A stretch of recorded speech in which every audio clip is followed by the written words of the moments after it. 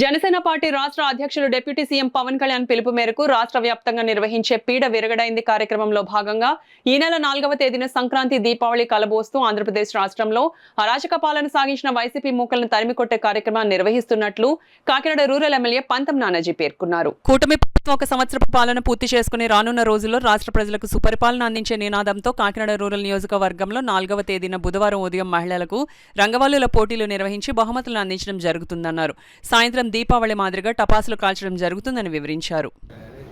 Telugu Desam Bharatiya Janata party ప్రజలందరినీ ఎమ్మెల్యేలుగా అయిన సందర్భం రేపటితోటి సంవత్సర కాలం పూర్తి వస్తూ ఉంది.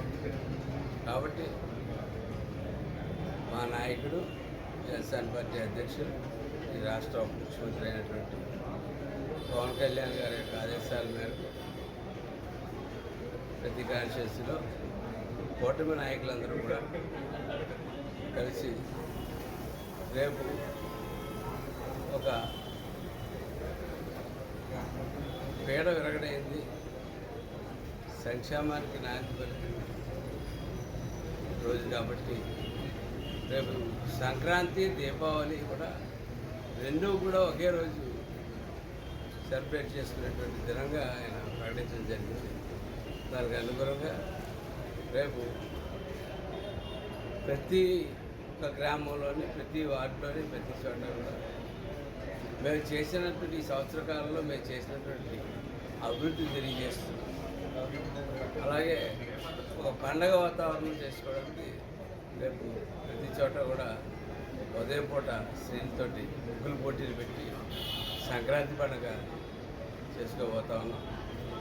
అలాగే రాత్రి బాణాసంచ కాల్చి దీపావళి పండుగ చేసుకోబోతాం. ఒక నరకాసురుడు వద కింద ఆ పేడ వదిలించుకున్న దినంగా రేపటి దినాన్ని ప్రకటించుకోవడం జరుగుతూ ఉంది. ఆ సందర్భంగా ఆ సింబాలిక్గా ఉదయం సంక్రాంతి, సాయంత్రం దీపావళి పండుగ చేసుకుంటూ ఈ సంవత్సర కాలంలో చేసుకున్న అభివృద్ధి చెప్పుకుంటూ రాబోయే సంవత్సరానికి ఇంకా ఏ అభివృద్ధి చేయాలన్నది ప్రతి చోట వినతి పత్రాలు తీసుకుంటూ